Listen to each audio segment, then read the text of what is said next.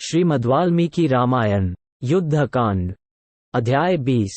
शार्दूल के कहने से रावण का शुक को दूत बनाकर सुग्रीव के पास संदेश भेजना, सुग्रीव का रावण के लिए उत्तर देना।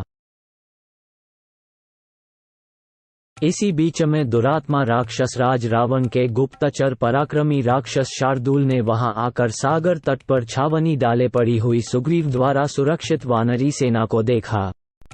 सब ओर शांत भाव से स्थित हुई उस विशाल सेना को देखकर वह राक्षस लौट गया और जल्दी से लंकोपुरी में जाकर राजा रावण से यूं बोला,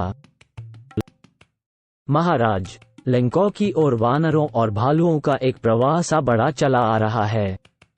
वो दूसरे समुद्र के समान अगाध और असीम है। राजा दशरथ के ये पुत्र दोनों भाई श्री राम और लक्ष्मण बड़े ही रूपवान और श्रेष्ठ वीर हैं।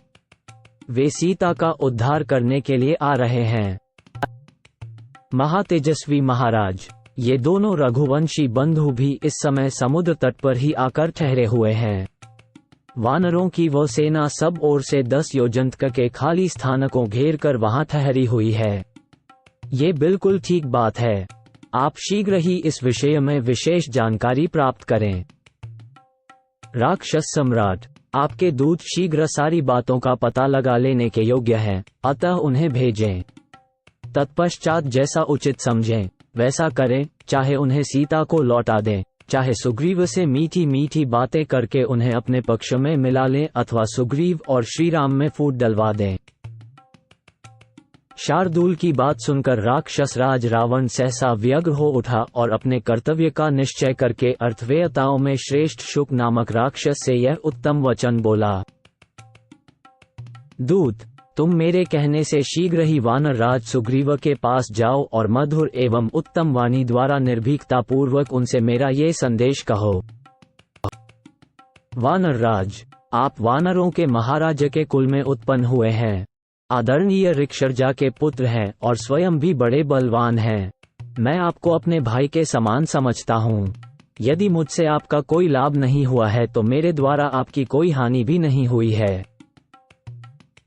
सुग्रीव, यदि मैं बुद्धिमान राजपुत्र राम की स्त्री को हर लाया हूँ तो इसमें आपकी क्या हानि है?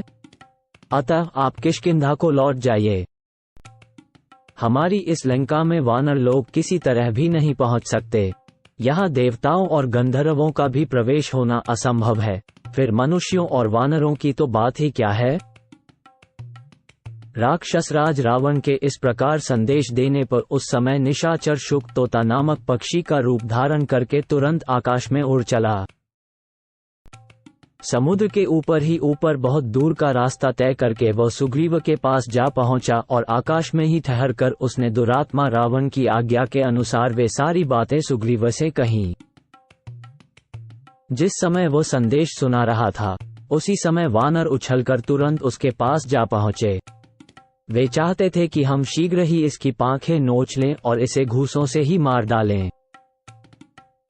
इस निश्चय के साथ सारे वानरों ने उस निशाचर को बलपूर्वक पकड़ लिया और उसे कैद करके तुरंत आकाश से भूतल पर उतारा।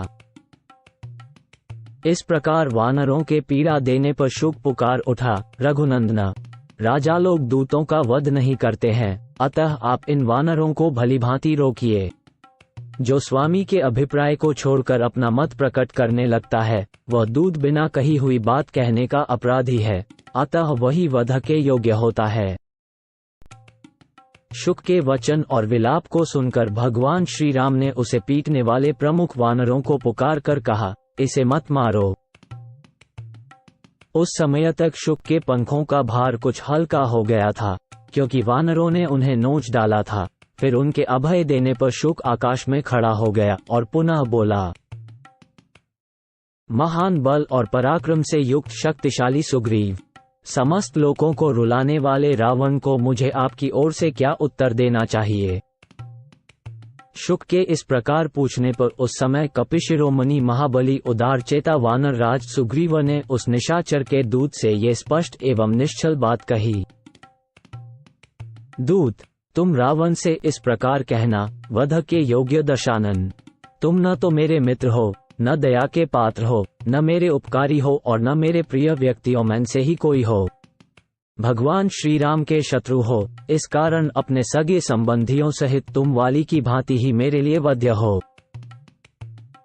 निशाचर राज, मैं पुत्र, बंधु और कुटुंबीजनों सहित तुम्हारा संहार करूंगा और बड़ी भारी सेना के साथ आकर समस्त लंकोपुरी को भस्म कर डालूंगा। मूर्ख रावण, यदि इंद्र आदि समस्त देवता तुम्हारी रक्षा करें तो भी श्री रघुनाथ जी के हाथ से अब तुम जीवित नहीं छूट सकोगे। तुम अंतर्धान हो जाओ, आकाश में चले जाओ, पाताल में घुस जाओ अथवा महादेव जी के चरणारविंदों का आश्रय लो, फिर भी अपने भाइयों सहित तुम अवश्य श्री रामचंद्र जी के हाथों से मारे जाओगे। तीनों लोकों में मुझे कोई भी पिशाच, राक्षस, गंधर्व या असुर ऐसा नहीं दिखाई देता जो तुम्हारी रक्षा कर सके। चिरकाल के बूढ़े गृद्धराज जटायु को तुमने क्यों मारा? यदि तुम में बड़ा बल था तो श्री राम और लक्ष्मण के पास से तुमने विशाल लोचना सीता का अपहरण क्यों नहीं किया? तुम सीता जी को ले जाकर अपने सिर पर आई हुई विपत्ति को क्यों नहीं समझ रहे हो?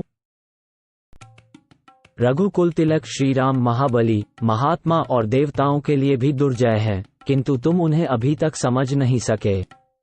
तुमने छिपकर सीता का हरण किया है, परंतु वे सामने आकर तुम्हारे प्राणों का अपहरण करेंगे। तत्पश्चात वान शिरोमणि वालिकुमार अंगद ने कहा, महाराज, मुझे तो ये दूत नहीं, कोई गुप्तचर प्रतीत होता है। इसने यहाँ खड़े खड़े आपकी सारी सेना का माप तौल कर लिया है, पूरा अंदाजा लगा लिया है। अतः इसे पकड़ लिया जाए, लंका को न जाने पाए। मुझे यही ठीक जान पड़ता है। फिर तो राजा सुग्रीव के आदेश से वानरों ने उछलकर उसे पकड़ लिया और बांध दिया। वह बेचारा अनाथ की भांति विलाप करता रहा।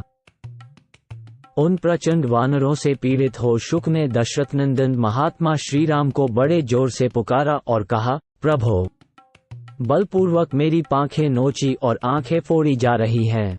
यदि आज मैंने प्राणों का त्याग किया तो जिस रात में मेरा जन्म हुआ था और जिस रात को मैं मरूंगा, जन्म और मरण के इस मध्यवर्ती काल में मैंने जो भी पाप किया है वह सब आपको ही लगेगा। उस समय उसका वह विलाप सुनकर श्री राम ने उसका वध नहीं होने दिया। उन्होंने वानरों से कहा, छोड़ दो, ये दूत होकर ही आया था।